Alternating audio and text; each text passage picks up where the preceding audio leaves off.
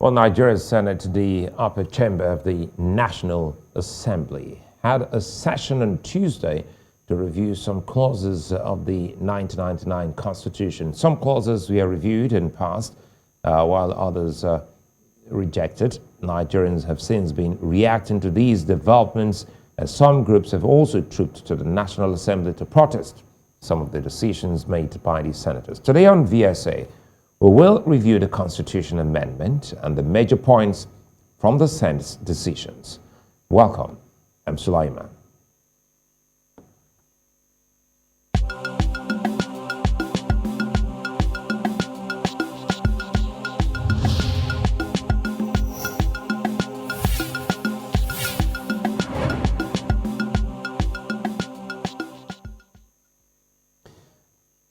Well, this week, the Nigerian Senate met to make decisions on the clauses raised for review in the 1999 Constitution. Some of these bills bordered around the participation of women in politics and the opportunities given to them in Nigeria. It also involved the time frame for the appointment of ministers and others, in what has led to some ire by Nigerians in the diaspora. The bill seeking the inclusion of diaspora voting in the Constitution was rejected. Some of the bills passed were the bills granting state governments the approval to generate, transmit, and distribute electricity in areas covered by the national grid.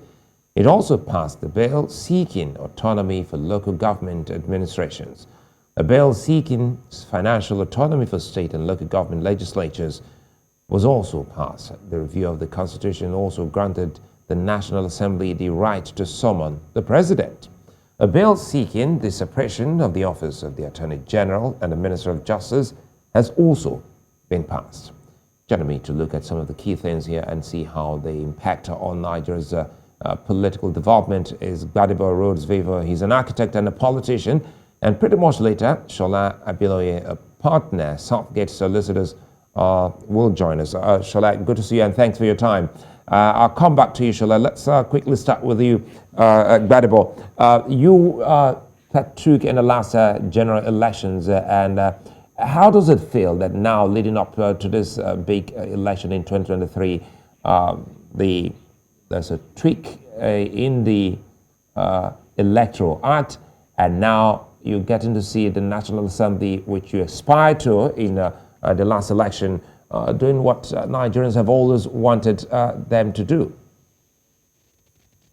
I think that it's been a very positive one. It seems that the Senate and the House, also with the President signing the electoral bill, that they're trying to make a legacy for themselves in this last lap of governance. And there have been some major winners in all of this. The electronic transmission of votes is a major deepening of our democracy.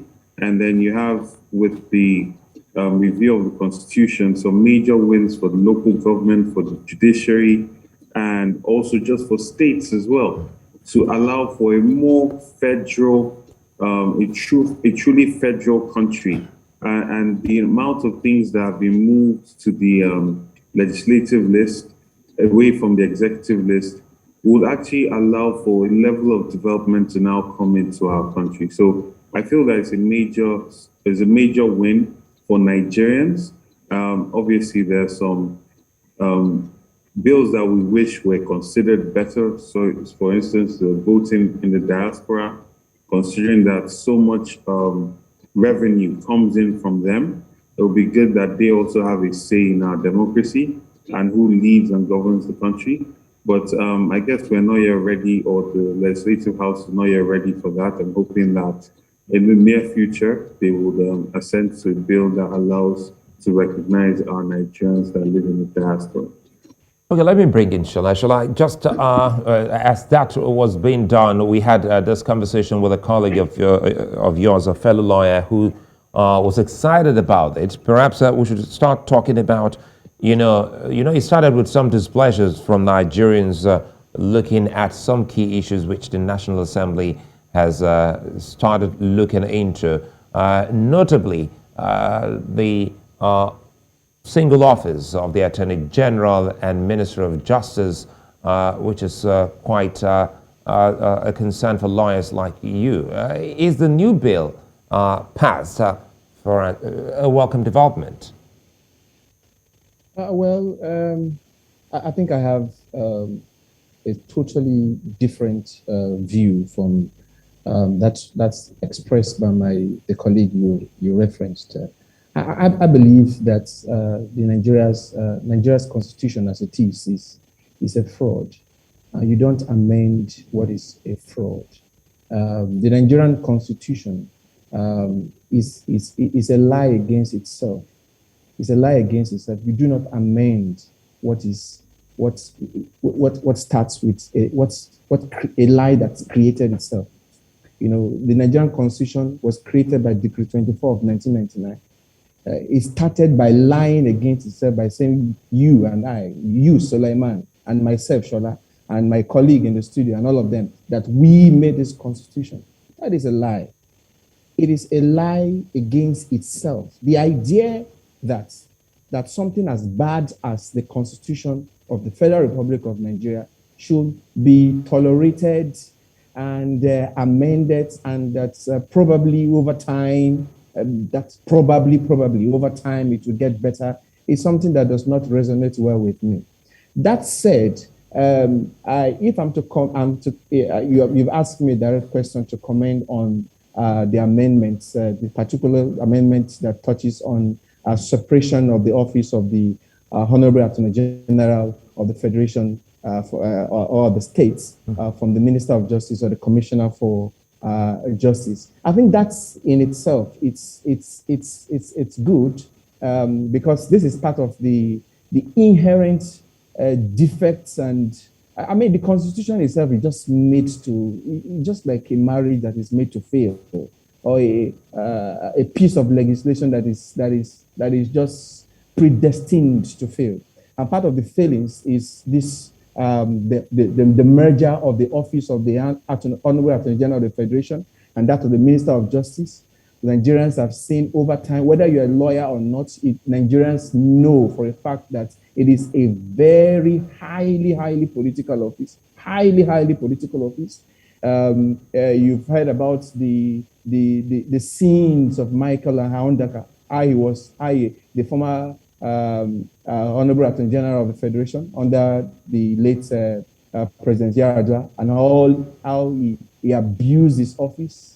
He was a law and a lord unto himself, and after how eventually he even lost the title of the Senior Advocate of Nigeria, and it was barred from holding public office any public office in Nigeria.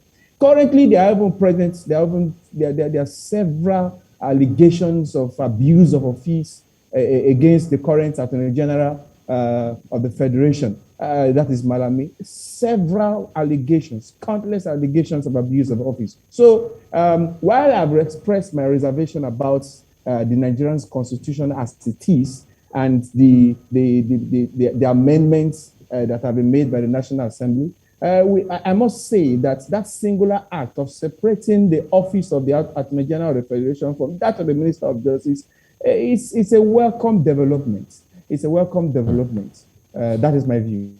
Well, Shola, thanks. And you took us back in time, which is some of the key things even politicians like Gbadebo, they've raised. And it would amount to, in the absence of getting a brand new constitution, perhaps starting to tweak, rejig the constitution is what we've seen. Gbadebo, it comes back to you. Listening to Shola, he's actually raised some of the key concerns of people like yourself. I recall we had this conversation leading up to the 2019 election, some of the key things you intend to do when you get to, when you get to the National Assembly. Let's start talking about, first we'll go into looking at some of the bills, but does this also worry you? I'll come back to Shola on that again, because it's something I also want Shola to weigh in on. Does it worry you, Gbadebo, that as good as some of these are, it's not done and dusted? We still need the 36 states assemblies to put their two-thirds on this before we say we're okay with what has been done, in the week. Yeah, so that is part of the process. As it currently stands, it has to go through all the state assemblies and achieve two-thirds of all the states accepting these individual bills to actually amend the constitution. Um, Now, that in itself might not be in the interest of the entire country. And this goes back to where we talk about, a restructuring, a situation where the people of a particular region that have a lot of similarities and shared interests are actually the ones that have the final say in what bills or what things will govern their union, what things will govern their realities. It will be very unfortunate if a lot of these amendments that are pushed forward don't actually get assented in the state assemblies, and then we now find ourselves back to square one. So this in itself, and it goes back to what the gentleman was saying, where the constitution itself is a lie against itself.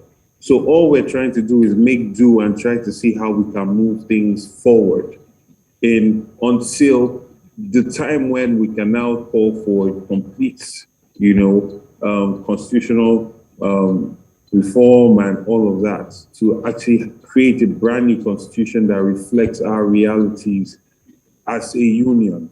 But until then, we're going to have to go through this process. It is my hope that the assembly members that were able to put these things together and try to push these things forward will also have influence on the state assemblies, and they would also reflect their interests as well. Shola, it comes to you. How influential are the members of the National Assembly over the state, legislators, knowing full well that the governors, are pained by what has happened, especially with some of the governors, rather. Some of the governors are pained, especially with the passage of the Electoral, Act. Some still think that this is an affront. How do you think the country can navigate or lobby the state assemblies into ensuring that some of the key gains so far are not, thrown out? Well, thank you. I wouldn't call it a gain. It's more like a start, a start within the purview of amendment. It's a journey. It's a journey, and that's how it is. I mean, just for the sake of our viewers, there are a total of 68 amendments. 46 amendments were passed. 22 amendments were rejected. And it's also important for our viewers to understand that there are two procedures. The Constitution of Nigeria in Section 9 prescribes two procedures for the amendment. The first procedure is what is called the four-fifths majority, 4/5. And that applies to Section 8 of the Constitution. Section 8 of the Constitution deals with creation of states, creation of local governments, boundary adjustments. Section 9 deals with the provision for altering the Constitution by itself, and provisions with respect to Chapter 5 of the Constitution of the Federal Republic of Nigeria. That is a provision that deals with fundamental rights of every citizens within Nigeria. So these three aspects, Section 8, Section 9, and Chapter 5 of the Constitution, the Constitution provides that if there's any amendment on matters touching on these three issues, state creation, boundary adjustment, altering of the Constitution, and Chapter 4 of the Constitution, it must be by 4/5 majority of the National Assembly. 4/5 members of each member, all members of the National Assembly. And after it is being passed, then it must be approved by resolution of the states, of at least not less than 2/3 of the 36 states. That is minimum of constitutional threshold of 24 states.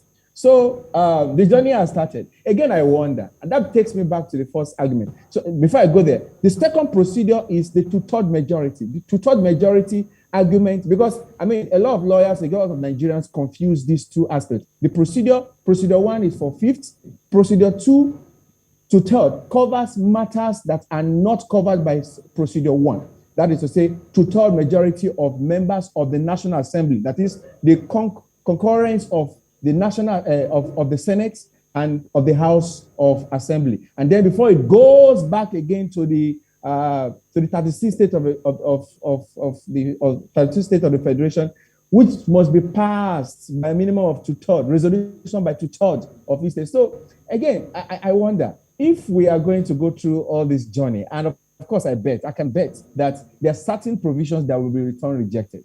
Many states governors are angry. Many state governors are looking at an opportunity to have a second bite at the cherry. Many state governors are looking for the opportunity to exude their perceived wrong or their anger against the national legislature or against the presidency and all of that. So it will come back to us again. And then this argument, and we'll come back and forth. Of course, some provisions will be agreed, some provisions will pass, and some less contentious provisions are going to be passed. But I mean, the key issues, some very, very germane issues that touches on the federal structure of Nigeria, the federal structure, the state reconstruction of the Nigerian statehood, as it were.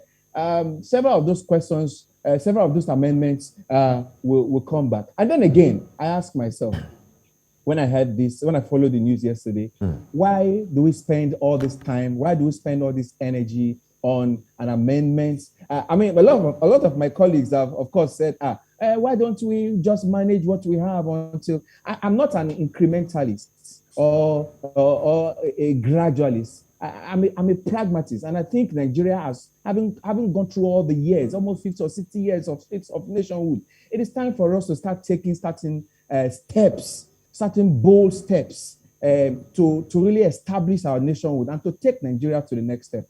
That is my view. I feel that this is so much waste of time, because at the end of the day, many of those amendments are going to come back to the National Assembly rejected. Where do we go from there? That's the question that we have to ask ourselves. Okay, I see you sometimes you nod into some of the key things Shola said there, Gbadebo. Perhaps I think some of those things also resonate with you, knowing full well that you are all prepared for the National Assembly. Let us in on some of the key concerns, looking at, looking back and looking at some of the key things that were passed and rejected. What exactly stood out for you? There's some very positive things for me that stand out. The idea that a person loses his position if he cross carpets from one political party to another, I think is very good. It will create some kind of discipline in our political system. The idea that states can now take on the responsibility to provide electricity, provide power, and the general empowerment of states is something that I feel we're going to benefit from a lot as Nigerians. And I think that I don't see any state assembly rejecting those or turning them, returning them to say, no, we're not accepting this legislation. I completely agree with the gentleman in the studio that you will find situations where, especially with the local government autonomy, independence of local government and judiciary, if the state assembly does not rise to their responsibility and task to ensure a deepening of our democracy, then yes, those will return and will not go through. But I think that in general, there are a lot of positive things that have come out from this process. Yes, I do agree that we need, to completely rethink the idea of the Constitution and everything, but who is going to do this? How is it going to be done? We've had a national Congress, not Congress. We had the Constitutional Conference process that happened during the Goodluck Jonathan government, where we had people come from all over Nigeria. They sat down for days. They put things together until today. It's just gathered dust. El Rufai also did something along those lines as well. Nothing has come out of it. So this is the closest we have come in recent times to actually looking at the Constitution fully and actually addressing over 60 to 70% of issues that were originally on the executive list and moving them and starting that process. So I feel positive about it. I think that there's some major wins that came out of that process. And until we have a political structure, a political elite that think more like us and want, to change this lie of the Constitution, then this would have to do. And that also is a process where the people have to get involved, put in people that, will be bold enough to take those steps. It's not just something that's going to happen out of thin air. And Shola, I'll let you comment on the issue which you also touched on, and talking about the lack of financial and administrative autonomy in local government administration has been one big issue. And it also might interest you to know that even as a journalist, when you get some of the, leaders, or call them chairmen of local government, and you get to have that conversation with them, they look you in the eye and say, we're okay with our resources going through the states. So now finally, this seemed to be getting closer, using your word, the journey has started to giving them that autonomy. How best can that, be sustained and guarantee grassroots development for us in Nigeria? Well, of course, it has to be constitutional. It is constitutional. To get the local government is the third tier of government. The local government is the closest to the electorate. The local government is the closest to the people. I mean, I live in a local government. We all live within a local government. The other day, I called the attention of the local government chairman where I live, and I said, so these are the issues, 1, 2, 3. Are you going to address it? He said, of course, I'm going to look at 1. Issue 2 and 3 is beyond me, and all of that. So that comes down to the issue of financial autonomy.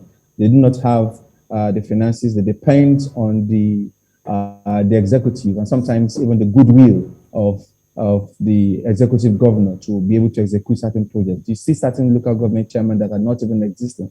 They are just existing on paper. They do not have any funds. The local governments, I know a particular local government that's the small access road that leads to the local government secretariat was constructed by the governor of the state. That is something that the local government chairman should ordinarily do. I have a classmate of mine, a colleague of mine, a lawyer, of course, who is also a local government chairman. And then, of course, sometimes we sit down to drink and then I ask him questions and say, oh, these are issues that we cannot do because we're not, we are an appendage of the state executive. So for me, like my colleague in the studio have said, financial and administrative autonomy for local government is a welcome development. It is my hope, it is my belief, it is my prayer, it is my wish. I don't know what other word I'm going to use because Nigeria needs to develop, and until we get it right in our grassroots, there cannot be meaningful or sustained development. Development must start from the grassroots. It must start from the grassroots.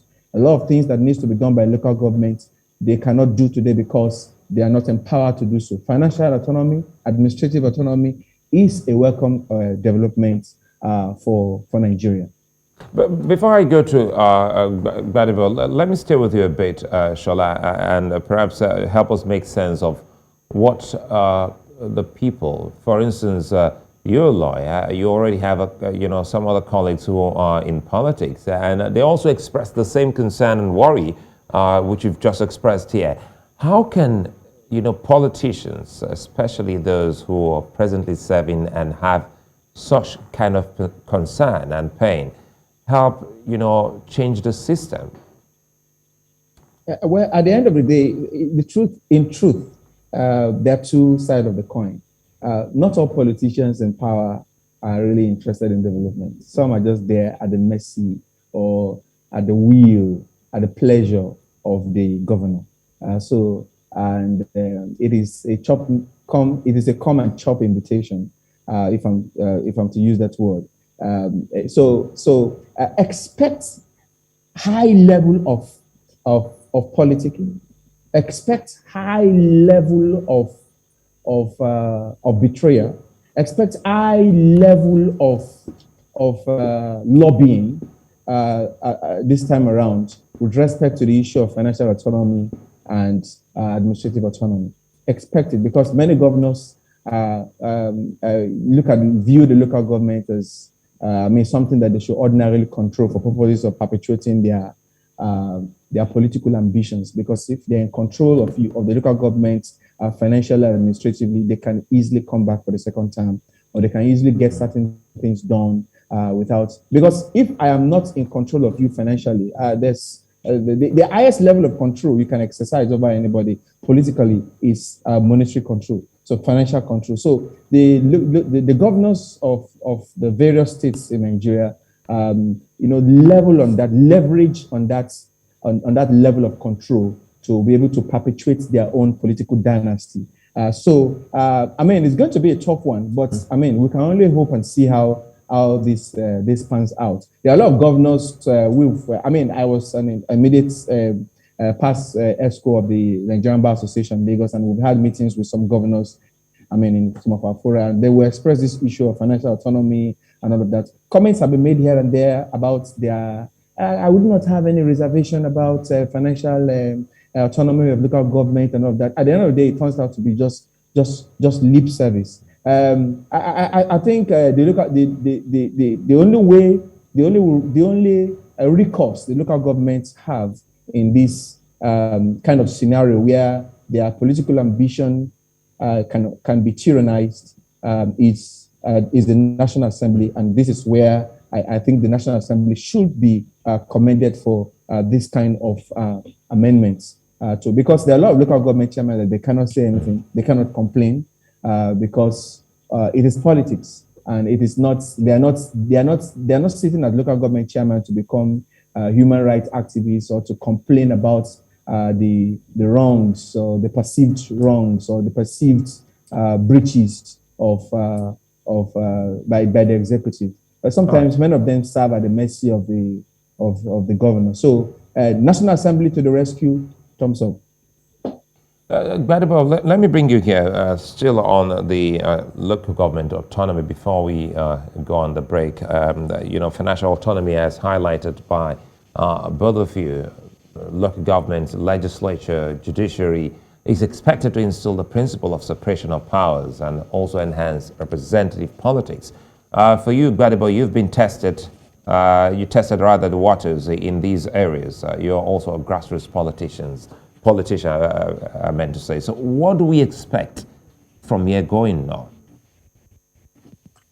Well, the Union of Local Government Chairmen have been pushing for local government autonomy for some time. I've been following their work and their agitation. And like Shola said, your local government is closest to you. It directly affects the quality of education children get from primary school, quality of primary health care that's accessible, and the local government can do so much more.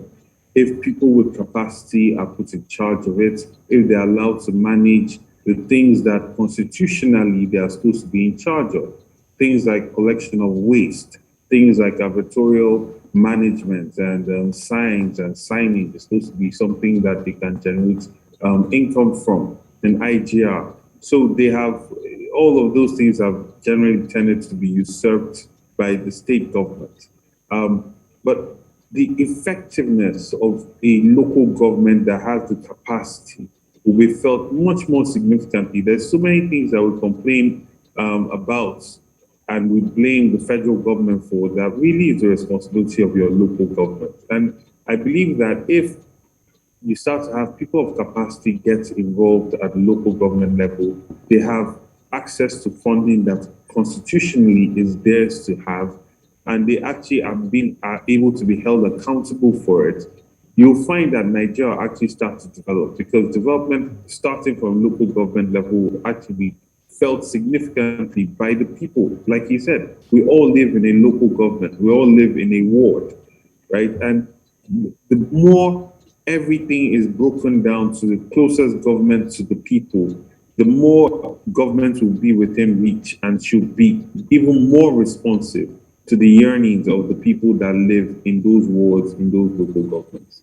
So I feel that this is a major win for the country, for states, and for people, for citizens. Obviously, state governments might have their reservation about it. And like you said, generally local governments have tended to become not just an appendage, but also a political machinery that is used to reward loyal party members, as opposed to having a situation where you have a local government that is completely focused on the yearnings of the people in that local government and in those wards. And that needs to change. And I feel that the more people start to understand the importance of it, the more the elections that go and select the people that go into those local governments are a lot more free and fair and, reflective of the people's decisions. And also, the more people start to get involved in those processes, then we can actually start to have a building block that allows for development from the ward level and from the grassroots level. Certainly it's a conversation that we must keep on going, because there's something I realized when Shola mentioned that we all, come from a local government, and you also stretched it. We're all from a ward. In other words, for development to actually kick in, it starts from where you're standing at the moment.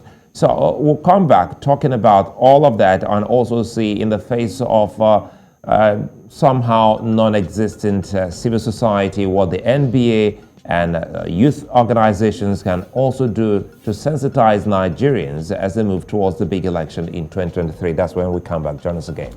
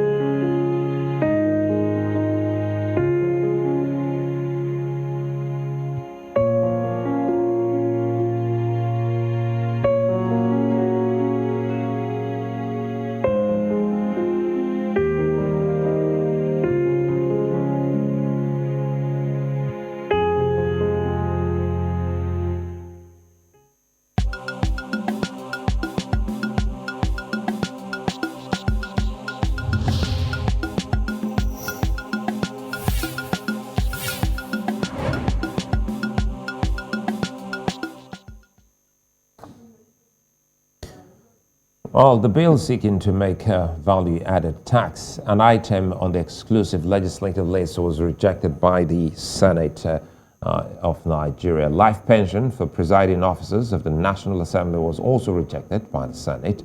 In an age of new normal, where many things are held in virtual spaces, the Nigerian Senate rejected a bill seeking to alter the Constitution to legalize virtual court proceedings. Now, the bill for the establishment of the Office of the Accountant General of the federal government has been passed.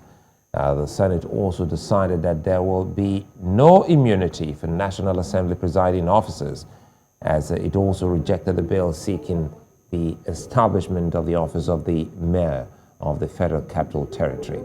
Still with me here on VSA is Gbadebo, Rhodes-Vivour, and Shola Abiloye, a legal practitioner. Quickly here, before we went on the break, I was going to bring this before you, Shola, looking at the time constraint here quickly. Time was when Nigeria had an active civil society. Time was when Nigeria had an active agency of government that will ultimately sensitize the people. Some of the key concerns you raised about having a brand new constitution would also have even come from an agency of government to sensitize the people, help drive the process.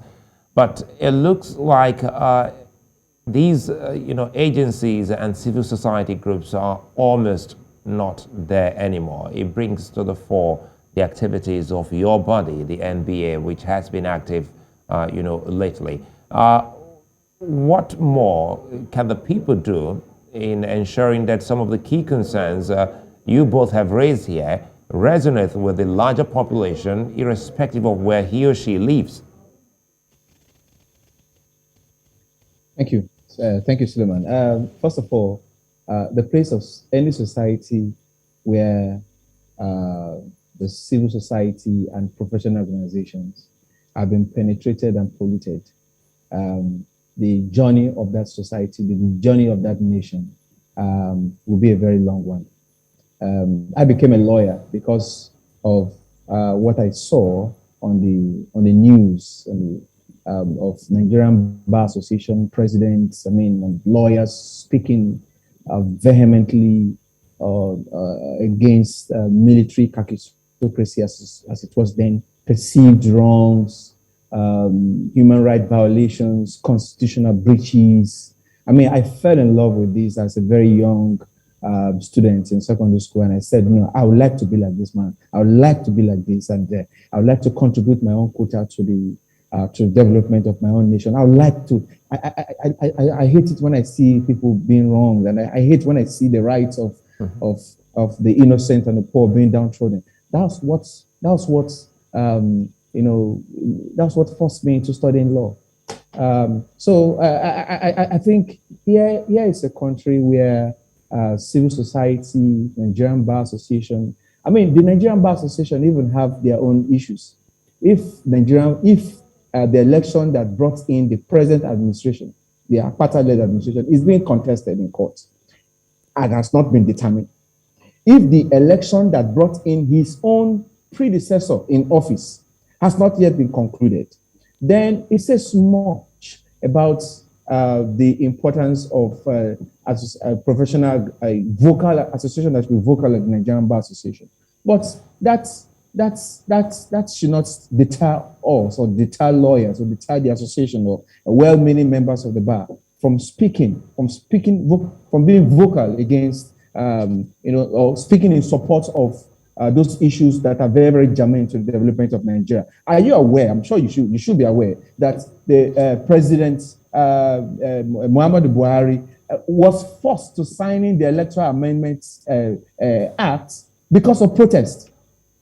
That went through several amendments back and forth with the National Assembly, with the 7th National Assembly, the 8th National Assembly.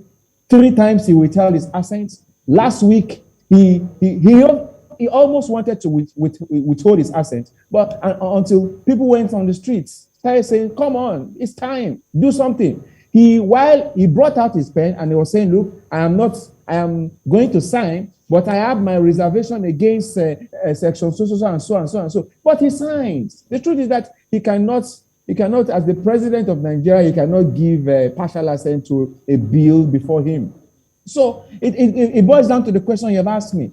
Pressure groups should rise up. Bar associations should leave empty politicking, parochial interests, clannish attachments, and start pursuing nationhood. This country is ours, for God's sake.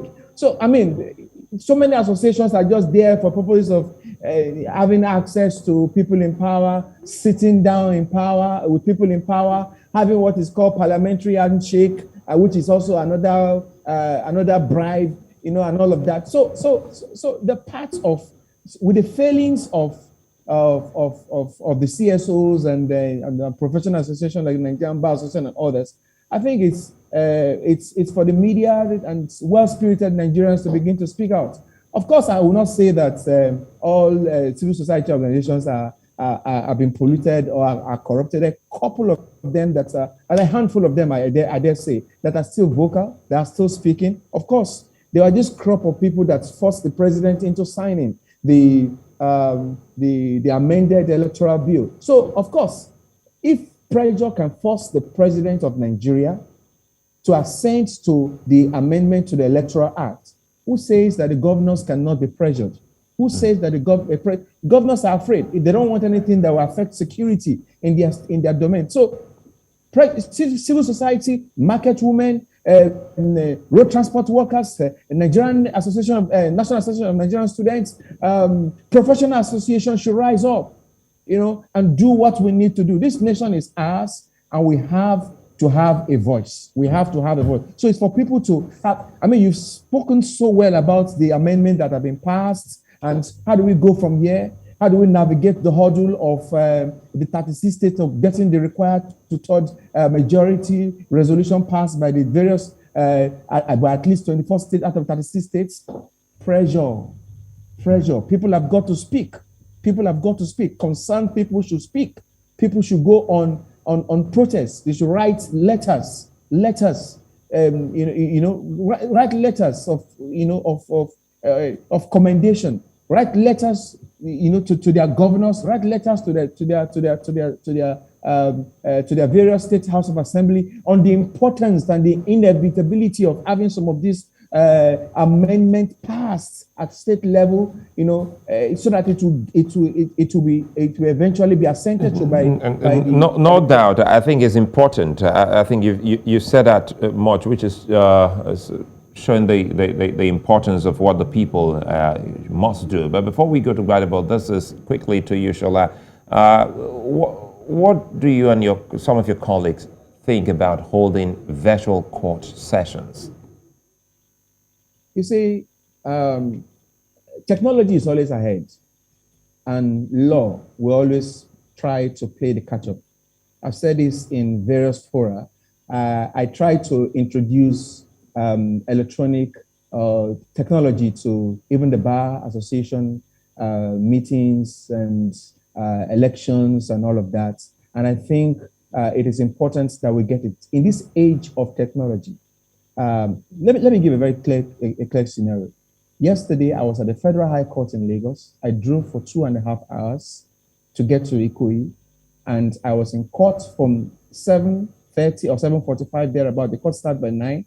My matter was not called until about 2:15, and it was just for a simple, harmless application that was not opposed.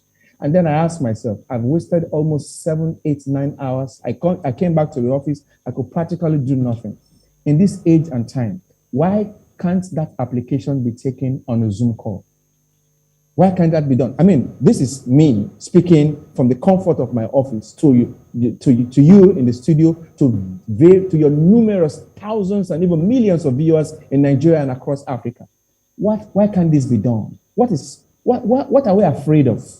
What is so bad? What is wrong with us in this country? Sometimes it beggars belief that things that will make us to come closer to civilization. Are we anti-civilized? Are we anti anything, anti-civilization? What virtual court sitting is inevitable in the 21st century. We're talking about 5G technology, for crying out loud. Why can't we have virtual court sittings? So that, do you know the other day we have to import for a matter that involved one of the IOCs, we had to get the client had to pay for the witness to come all the way from Canada, and the court did not sit. He was here in Nigeria for 1 week. The matter was adjourned for 3 months, and he had to go to Canada and return at whose cost? So, and the matters have been there for sometimes. We have matters, this is 2022, we have matters 2018 still sitting in the cost docket. I mean, we're talking about 21st century where things like this should be, some applications can be determined in chambers without even need for any of the parties being in attendance. But for matters that are not contentious, simple applications, uncontested applications that are very, very simple, even though they are contested, the courts can have a virtual hearing. And who says that witnesses cannot be taken in this day and age of technology? I don't know if you have been to the Federal High Court in Lagos. You see that they've installed television sets and IT equipment to accommodate virtual hearings. So what they are waiting for is just the legal backing, to ensure that they can be able to take all of these things and all of that. But again, it beggars belief that in this age and time, such a bill will be, because I mean, access to justice and quick dispensation of justice, absolutely, cannot. These are tools for development. These are tools for commerce. These are tools for commerce. These are tools for development. I was in the UK the other day, and we were talking about a matter. They said they cannot bring it to Nigeria. Why? Because they said the meal of justice grounds so slow in your country. The meal of justice grounds so slow in your country. So they don't even want to. So it affects development. It affects commerce. If your legal architecture is not well, it's not right. Shola, is also amazing. It's amazing that these points honestly have been argued by some of your colleagues, especially in the National Assembly, And it was a shock to Nigerians that that was actually thrown out. Let me bring in Gbadebo quickly here. Gbadebo, the elections are here already, and young Nigerians, I always love it when I see young Nigerians talk passionately the way this conversation is going here on the square. And but it's also amazing that those who are not too young have started saying that they are now Nigerian youth. So how does it feel if it looks like politicians are trying to also hijack what's in vogue, what's trending? Will that mean a drawback leading up to the 2023 election as younger persons, are coming together to cause a change, especially as highlighted by Shola? People are getting more vocal. What exactly is happening in the political space, especially around your constituents? I don't think that people trying to hijack movements or trends is anything new. I mean, this is something that has been consistent with politics, I imagine, from time immemorial. Everybody wants to feel relevant and everybody wants to feel that they are topical. But I do think that the Nigerians cannot be bamboozled anymore. Because you call yourself a youth does not mean we will call you a youth or we will believe that you're a youth, right? I feel that the important thing is for people that are young, that make up the majority of the demography in this country, actually start to pay attention to the politics, actually start to get involved, actually start to get registered, get their voters cards. That's what it comes down to. Whatever you can, you can tag anything, but it doesn't make it that thing, right? So ultimately, if young people want to see people in office, people in position that represent their interests, that they can relate to, that they believe they have shared unity of purpose with, then those are the people that they need to work and push and get into office. It's not just going to happen because they wish it so. They cannot just wish it to happen. It actually involves them getting registered and getting involved. So, there are also other pertinent issues, Gbadebo, that Nigerians feel were not looked into. Some are also thinking that perhaps the voting age should have been reduced. What's the way to having a better assessment of what Nigerians want truly in a constitution, going by some of the key concerns raised in his opening, talking about Shola's opening? What should we be looking at the moment as we close? Ideally, the national conference that happened during the Goodluck administration tried to bring people together from all spheres of life, respected individuals, to come together and actually fashion this out and try to create a more equitable, fair document that guides our union. So that is sort of what we need to do. I also know that the El-Rufai committee went around and held several town halls all across Nigeria to actually distill out the needs and the yearnings of the people from all of these places to try and put it together in a document. I do believe, though, that ultimately, as we solve the bigger issues, as we solve issues that involve our security, state policing, power generation, revenue, and I'm so happy that the House of Representatives and the Senate show some level of honor where they put aside permanent pensions for their own members. They put aside the idea of immunity for their own members. I did not expect that, and that was something that gives me a certain level of hope. And just pushing all of these kind of things through will start to create a situation where we solve significant issues that can then allow us to then go and look deeper into some other issues that affect us as a country.